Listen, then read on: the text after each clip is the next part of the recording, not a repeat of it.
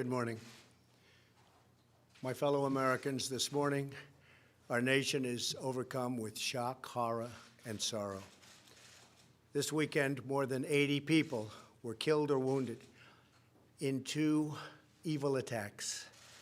One Saturday morning in El Paso, Texas, a wicked man went to a Walmart store where families were shopping with their loved ones. He shot and murdered 20 people and injured 26 others, including precious little children.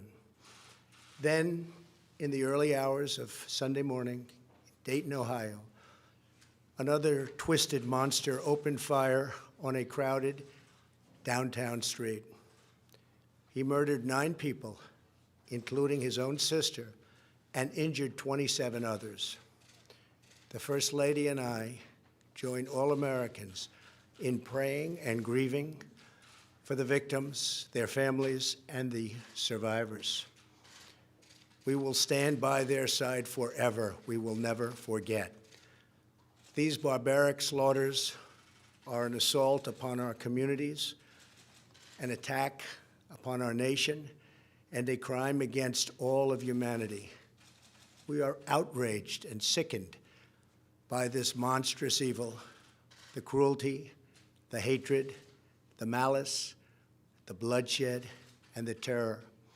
Our hearts are shattered for every family whose parents, children, husbands, and wives were ripped from their arms and their lives. America weeps for the fallen.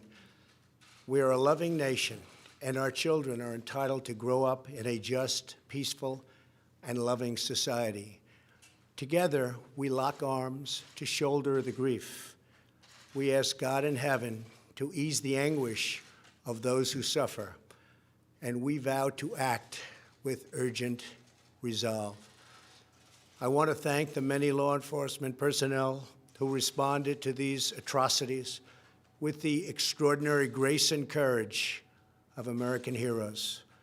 I have spoken with Texas Governor Greg Abbott and Ohio Governor Mike DeWine, as well as Mayor DeMargo of El Paso, Texas, and Mayor Nan Whaley of Dayton, Ohio, to express our profound sadness and unfailing support.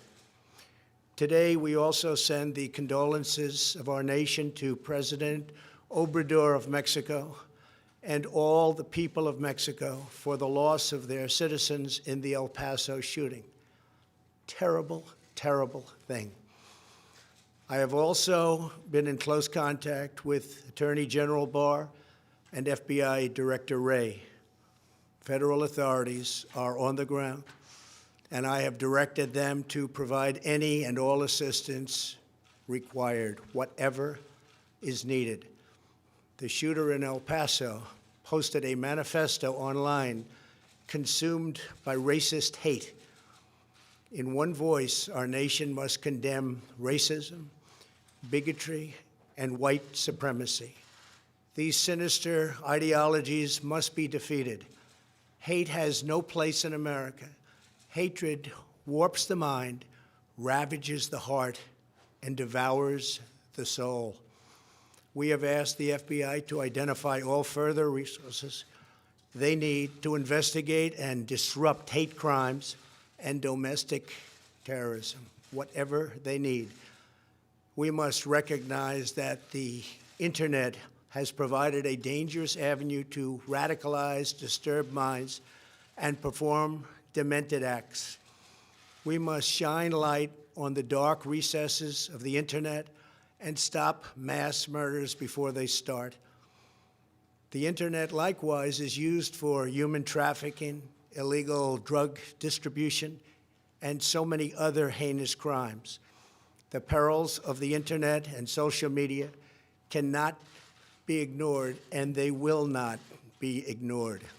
In the 2 decades since Columbine, our nation has watched with rising horror and dread as one mass shooting has followed another, over and over again, decade after decade.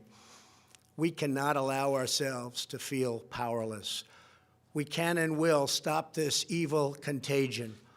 In that task, we must honor the sacred memory of those we have lost by acting as one people. Open wounds cannot heal if we are divided. We must seek real bipartisan solutions. We have to do that in a bipartisan manner that will truly make America safer and better for all.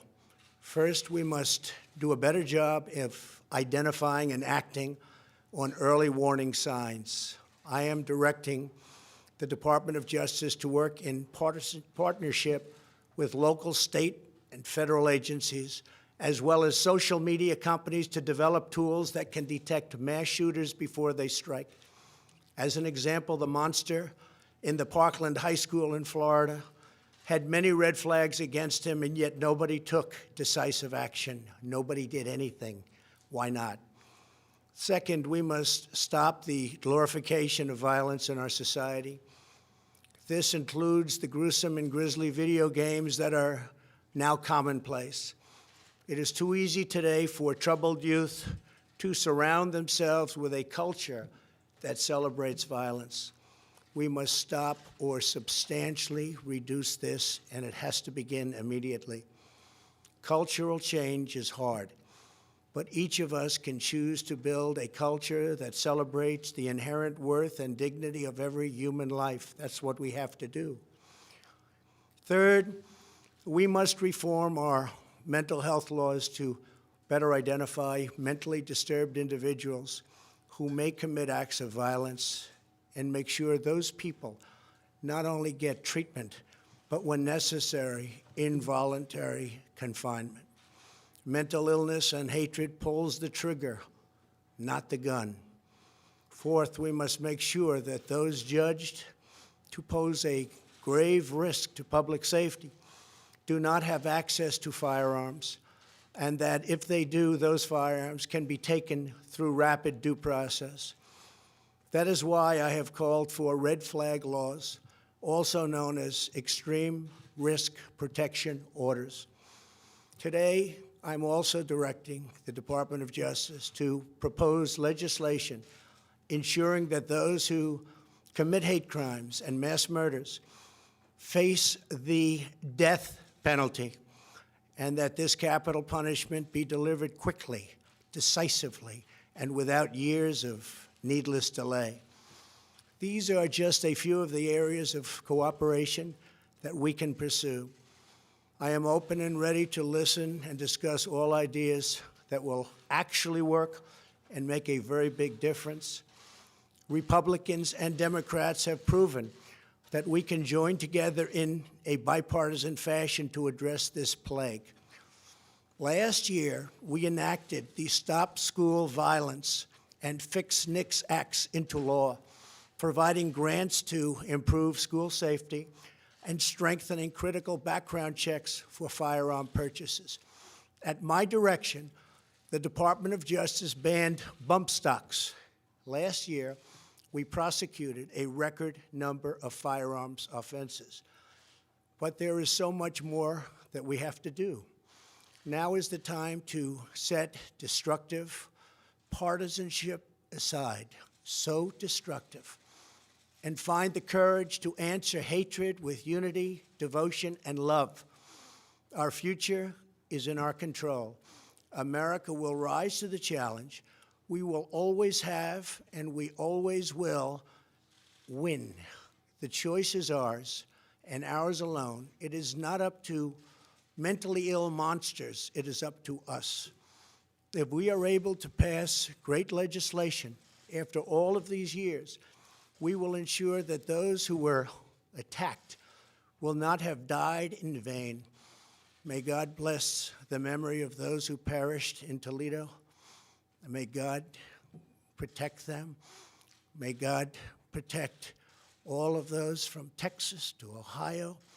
May God bless the victims and their families. May God bless America. Thank you very much. Thank you.